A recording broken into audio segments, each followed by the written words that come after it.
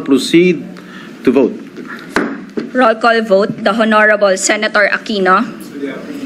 Senator Cayetano Alan. Senator Cayetano Pia. Senator De La Rosa. Senator Escudero. Senator Ejercito. Senator Estrada. Escudero. Senator Gatchalian. Senator Go. Senator Hontiveros. Senator Lacson. Senator Lapid. Senator Legarda. Senator Marcoleta. Senator Marcos. Escudero. What is the vote? Escudero. Hina. Escudero. Ba't mahina? Senator Padilla. Senator Pangilinan. And I'd like to explain my vote after the voting. Senator Soto. Senator Tulfo Erwin. Senator Tulfo Rafi. Senator Villanueva. Senator Villar Camille. Senator Villar Mark. Senator Zubiri. Lapid Escudero, ha?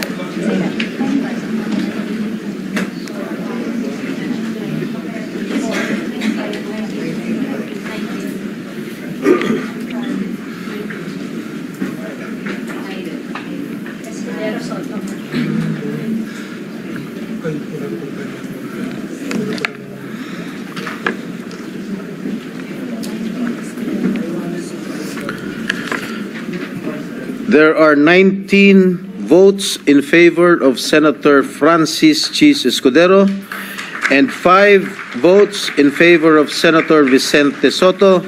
Senator Francis Chis Escudero is therefore elected President of the Senate. Anong mga options ng Senado as an impeachment court? Ito, saganang akin lang, hindi po ako legal luminary. Hindi po ako katulad nung nagpayo kay Senator Tito Soto. Legal luminary daw. Pero graduate yata sa One Ball University. Alam mo yung One Ball University? Ano yung school buko. Eskwela ko, dito enjoy ako. Grabe naman yan. Talaga to. Oo, akala ko kasi nag-retire na sa pagiging komedyante si Tito Soto. Hindi pa pala, nagpapapatawa pa siya hanggang ngayon. Sabi niya, may nakausap daw siya at itong taong to ay nagpayo sa kanya na pwedeng hindi pansinin ng Senado yung desisyon ng Korte Suprema. Ay! Oh my God! Oh my goodness. Joke ba ito, Senator Tito Soto? Joke ba ito? Hindi po nyo pwedeng i-disregard. Ngayon, may nagsabi magbobotohan pa daw. Oh? In my humble opinion, even that, wag nyong dapat gawin. Bakit?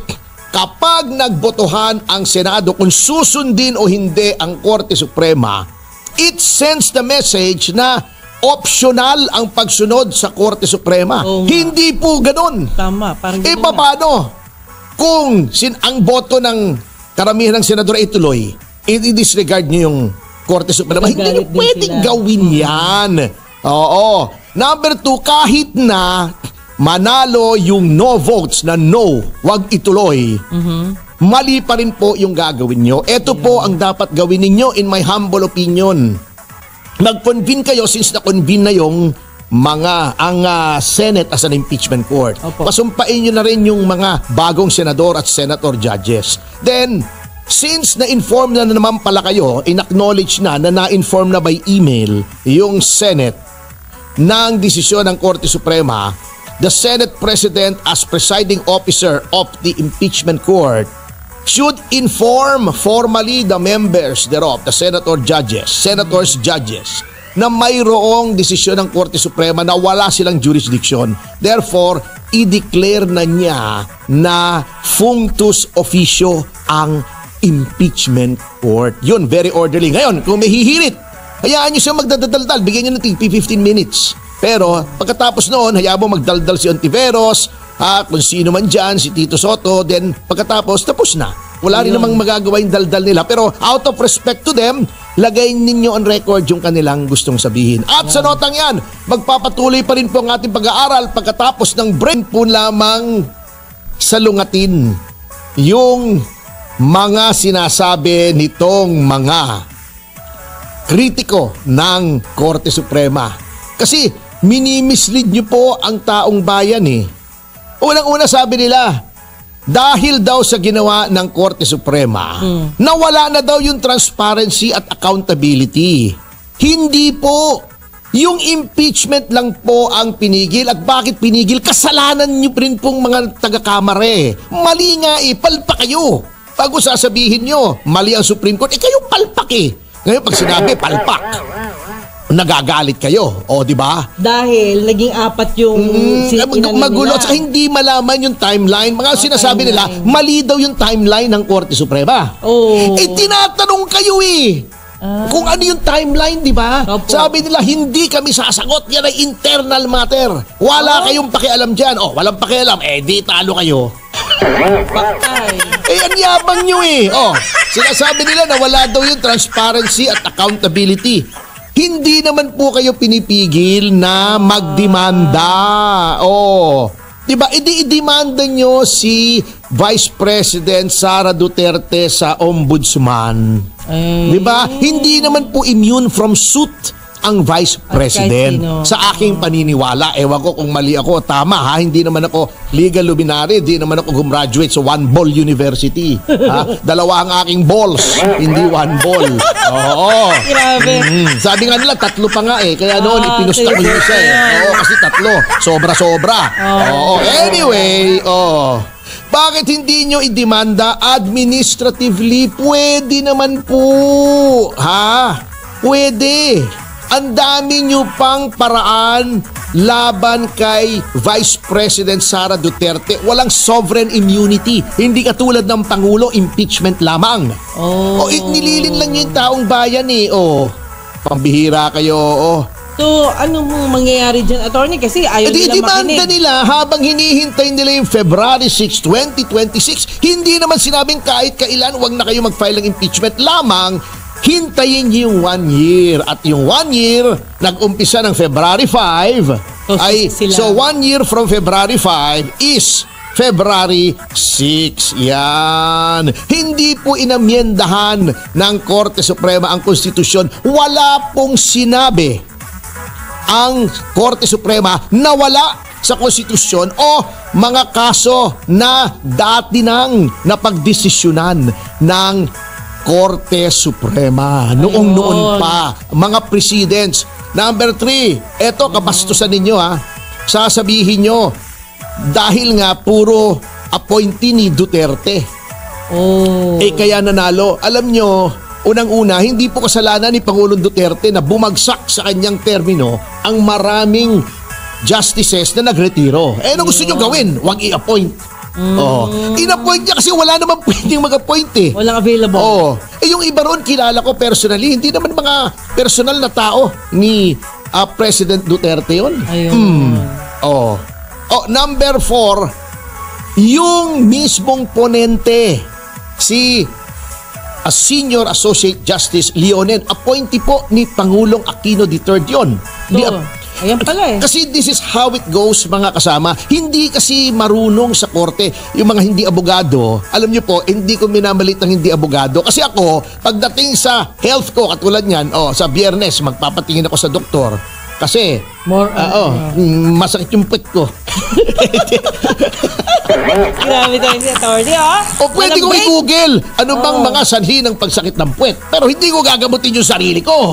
Pupunta pa rin ako sa doktor. Ganun din po ang sinasabi ko. Hindi kayo abogado, magbigay kayo ng opinion nyo, pero hindi ibig sabihin mas marunong pa kayo sa 13 justices. Ayun pala.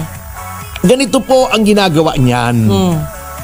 Ang isang kaso, kapag yan ay for deliberation na, ina-assign po yan sa isa sa 15 mahistrado ng Korte Suprema for the writing of the decision.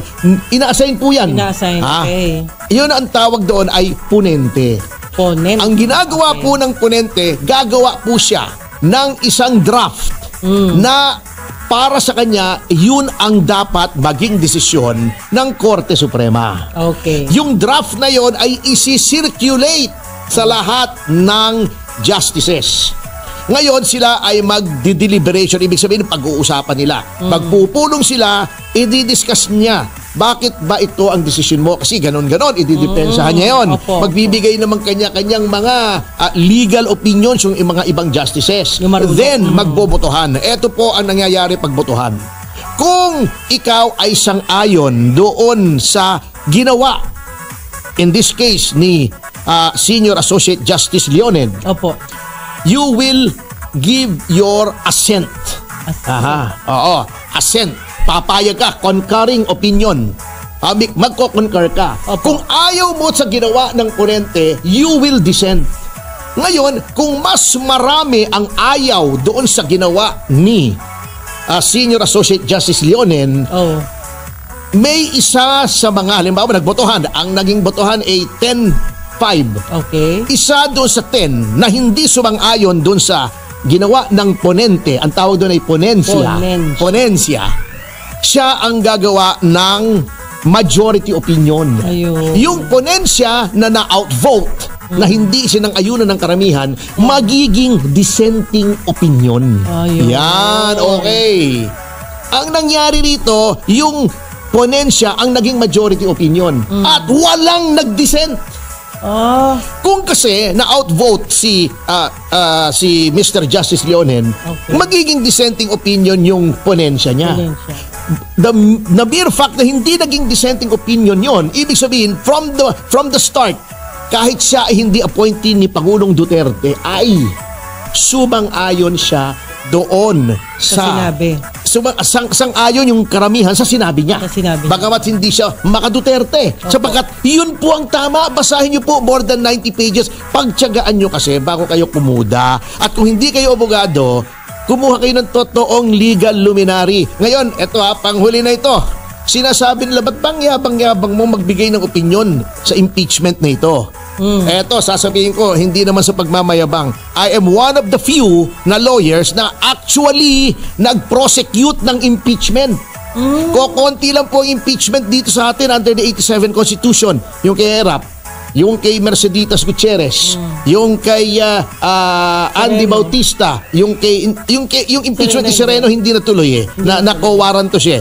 Yung kay Renato Corona. Oh. Ako doon sa kay Andy Bautista at successfully na-impeach po namin si COMELEC Chairman Andy Bautista. Ako po yung complainant, ako na rin yung abogado. Nakatakot ka pala. Na-transmit po yung impeachment na yan sa Senate. Kaya lang nag-resign si Chairman Bautista kaya hindi natuloy. Naging moot and academic. Sabi nga nila, mute and epidemic.